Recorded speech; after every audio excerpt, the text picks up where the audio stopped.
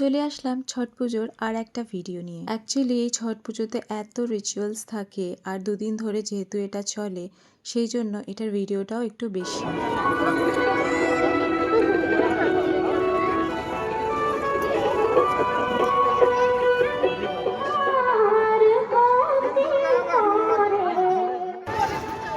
ছট পুজোর এটা বিকেলবেলা যেই সময় সূর্য দেবতা ডোবার আগে অর্ঘ্য দেওয়া হয়। আর যেই জায়গায় আমরা এই পুজোর জন্য গেছিলাম চারিদিকটা এত সুন্দর লাগছে, পুরো মাঠটার মধ্যে চারিদিকে ফল ফুল, ফুলের মালা, সবজি, কুলো সাজানো, প্রদীপ জ্বালা, সবটা মিলিয়ে এত শুদ্ধ এত পবিত্র একটা জায়গা হয়ে উঠেছিল।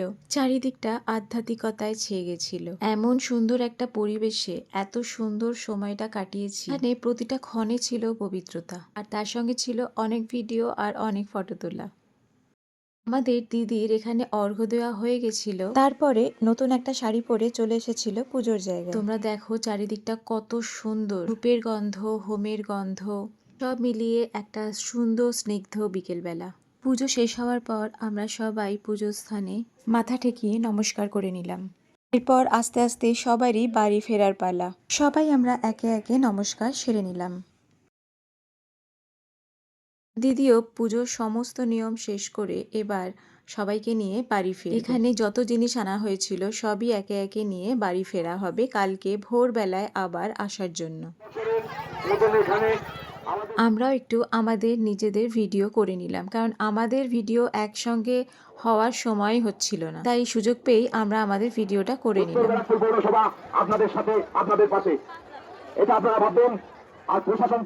এখানে প্রশাসনেরও সুব্যবস্থা ছিল যাতে কারো কোনো অসুবিধা না হয়। আর সত্যি ওখানে উপস্থিত সবাই খুব সুন্দরভাবে পুজো করতে পেরেছিল। বাড়িতে এসেও বেশ কিছু নিয়ম আছে, এবার আমরা বাড়ির সেই নিয়মগুলো দেখব।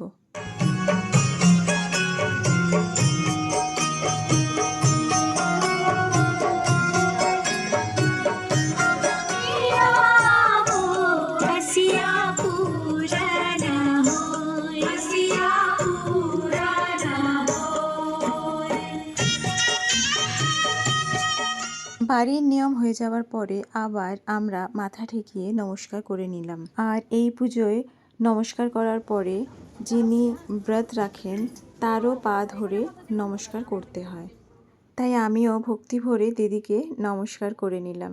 আমি নমস্কার করার সময় আমার বান্ধবী বলে দিচ্ছিল প্রত্যেক বছর আসো তুমি এখানে। হ্যাঁ সত্যি প্রত্যেক বছরই আসতে চাই, প্রত্যেক বছর আসো তুমি। আবার শুরু হয়ে গেছিল বাজি পোড়ানো। আমার কালী পুজোর আগের থেকে শুরু হয়েছে বাজি পোড়ানো, এখনো শেষ হয়নি, জানি না কবে শেষ হবে। প্রত্যেক জায়গায় গিয়ে এত বাজি ওরা পুড়িয়েছে যে নিজের বাড়িতে বাজি পড়ে আছে সেগুলো এখনো পোড়ানো হয়নি।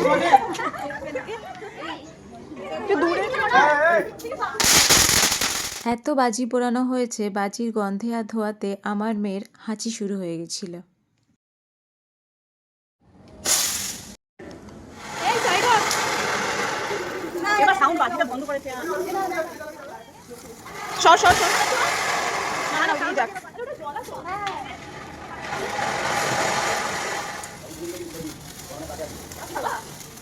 বাজি পোড়ানোর পর চেঞ্জ করে সবাই চলে এসেছিলাম একটু রেস্ট করতে, আর তার কিছু পরেই চলে গেছিলাম আমরা রাতের ডিনারের জন্য।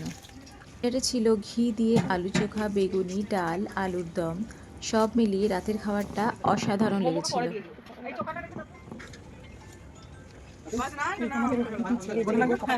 সবার খাওয়া দাওয়ার পর আমরা চলে গেছিলাম আবার একটু রেস্ট করার জন্য, কারণ ভোরবেলায় আবার উঠতে হবে। তার আগে মেয়েরা বান্ধবীরা মিলে এই বক্সগুলো রেডি করছিল পুজোর প্রসাদ দেওয়ার জন্য। প্রত্যেকবারই এই কাজটা ওদের থাকে, ওরা সবাই মিলে এটা করে। ছট পুজোর ভিডিও প্রচুর কেটে কেটে তোমাদের সামনে নিয়ে এসেছি, তবু এই ভিডিও শেষ হচ্ছে না।